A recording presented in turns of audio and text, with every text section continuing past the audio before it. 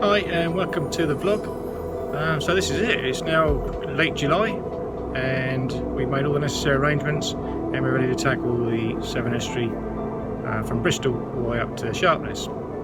So this is actually a two-stage trip. Firstly, we leave Bristol Harbour on high tide, actually leaving in the wrong direction because we go down west to Portishead into the marina overnight, and then the following morning we'll set off down towards, up towards Sharpness. So the reason for this is that both Sharpness lock and the entrance lock at Bristol are not accessible at a low tide. But Portishead is.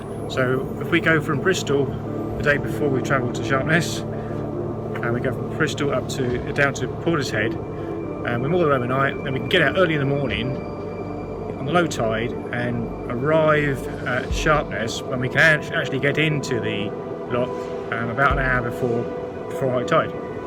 So I don't know if that makes any sense or not, but it is quite logical when you work it out.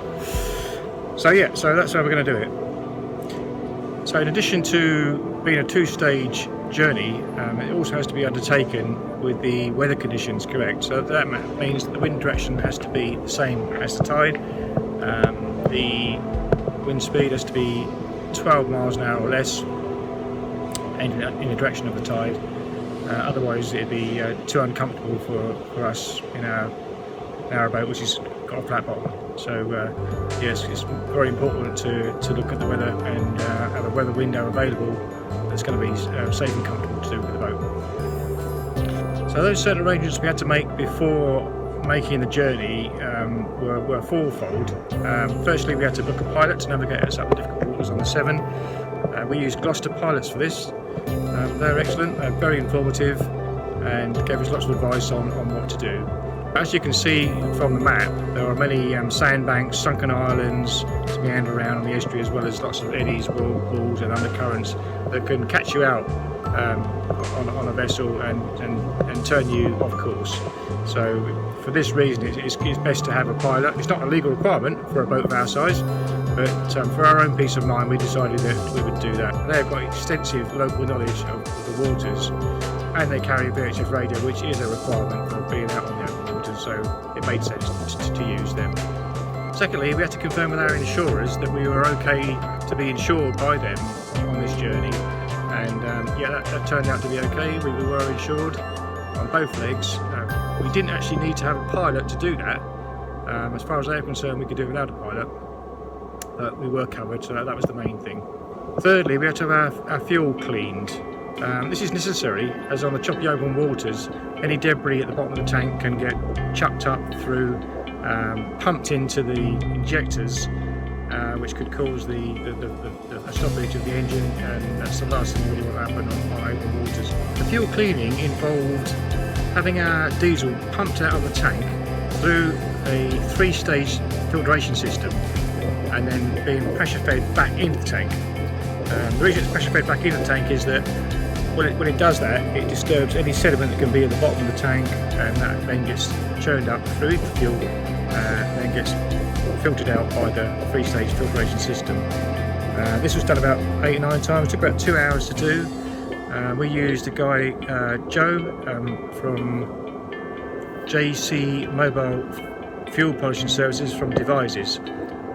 He was brilliant. He had a lovely setup. So he came out to our boat, which was at Dundas Wharf at the time, not too far from Bradford upon Avon. So if anybody is doing this trip and they're on the Avon Canal, yeah, I'd highly recommend Joe. And I'll put the contact details for Joe down below. Lastly, and most importantly, as I said earlier, is the weather window, getting that right.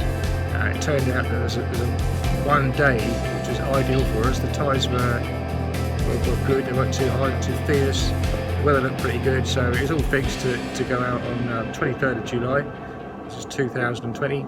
So on the 22nd, which was a Thursday, we made the journey from Bristol down to Portishead.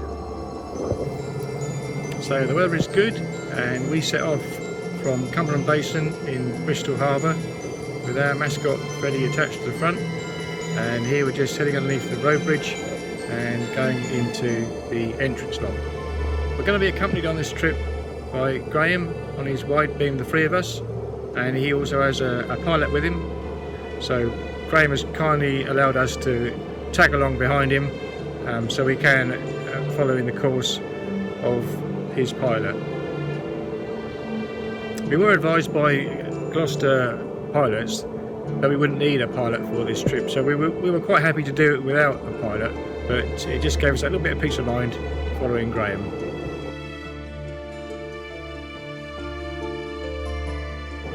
Going underneath the Clifton suspension bridge was absolutely amazing. This is another of Isambard Kingdom Brunel's famous Bristol landmarks, along with the Great Western Railway and its terminus in the city, plus the SS Great Britain, which was built here and is now displayed in the harbour. It spans the Avon Gorge, 702 feet long, and sits 245 feet above the river. This is a lovely sailing boat, Peggy, with a crew of 4, who came through the harbour with us and out and overtook us as we came into the gorge.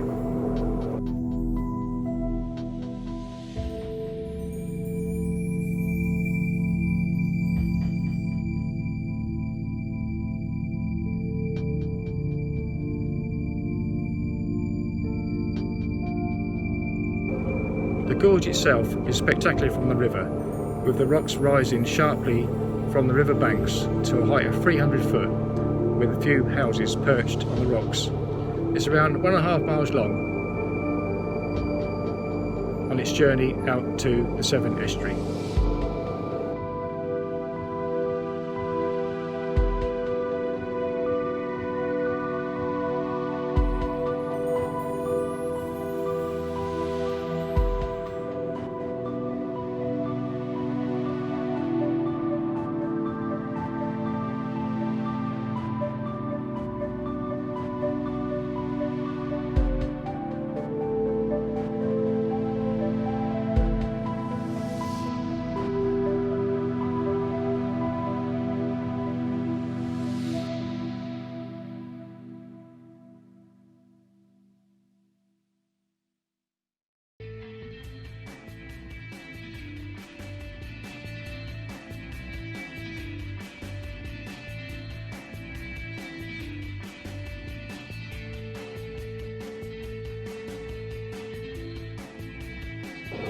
So here we are under the M5 road bridge, on past Portbury Commercial Dock to our right, where there was a large green commercial ship coming out. We kept well clear of the main shipping channel here to avoid getting in its way, but he was a long way off, so it wasn't really going to be a problem for us. Once out in the open water, with the wind picking up and against the direction of the tide, it did become a little choppy for the 15 to 20 minute trip from the open water to Portishead, as we had been advised it would be that way, but it wasn't too bad. We managed to cope with it okay without going off course.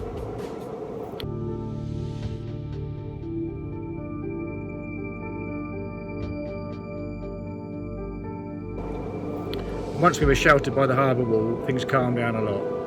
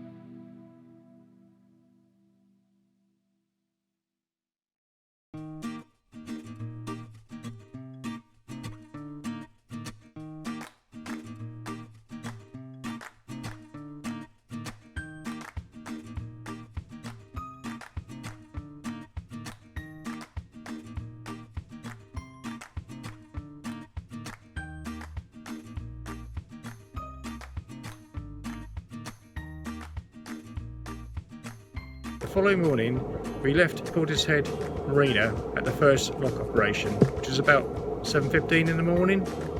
We were alongside Graham, and these two other fishing boats are heading out for the day.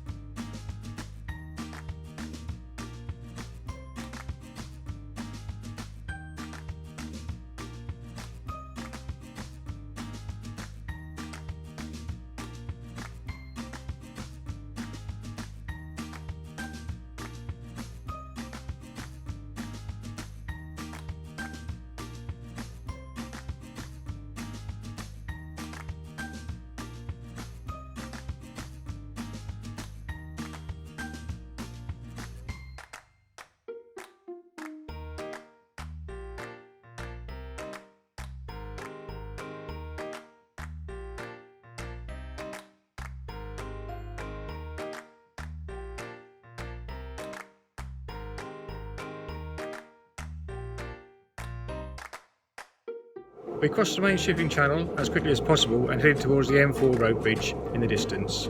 Many times we've driven over this bridge going to Wales on holiday, but never would we think that one day we'll be cruising under it on our own narrowboat.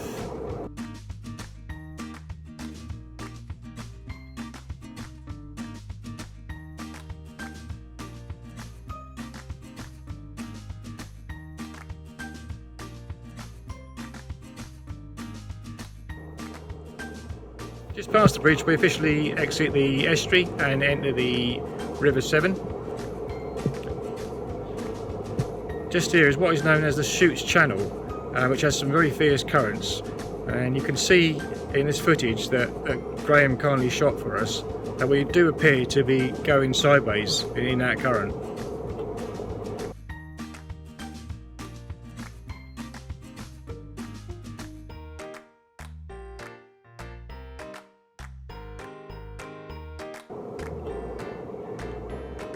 So from here we sort of continued roughly northeasterly, passing the River Wye estuary and the M48 suspension bridge, which once took the M4 into Wales before the opening of the larger Prince of Wales bridge. Then we turn across the river to avoid various sandbanks and islands before our approach into the safety of the Sharpness lock landing.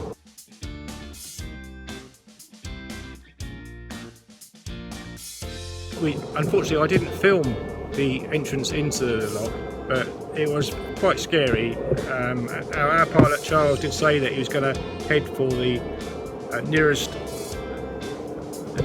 harbour wall to us, and he was going to point the nose directly at it until the very last minute, which he did. It looked like he was going to hit it, but he just turned it, and as the front went in, it went into calmer water, but the back carried on. So if he hadn't have done that, we would have ended up sort of slamming into the wall. So his experience was well worth having on that day, and I'm glad he was doing it and not me.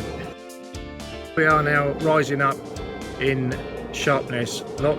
It took a little while to go through. It's a massive great lock, so it takes a while to fill up, but once the lock gates opened, we were out into the calm of the commercial port. So finally the gates are opened in front of us, and we cruise on through the port, and the lockkeeper opened the low swing bridge for us to allow us to exit the port onto the Sharpness and Gloucester Canal.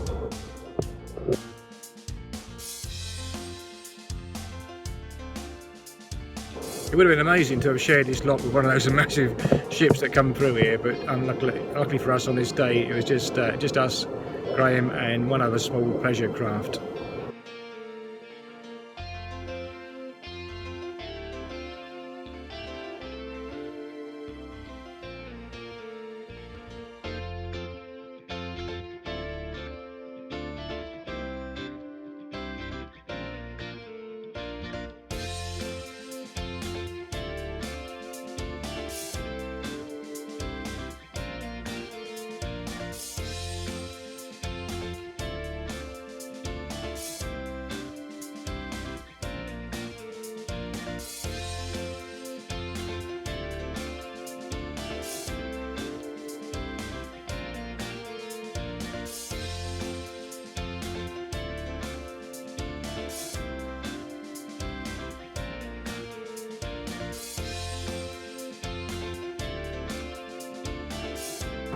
So that's it, we've done our first tidal water and made it to Sharpness safely. So yeah, that's pretty much it for this vlog. Just to say, there's a couple of things I did miss regarding safety requirements for this journey.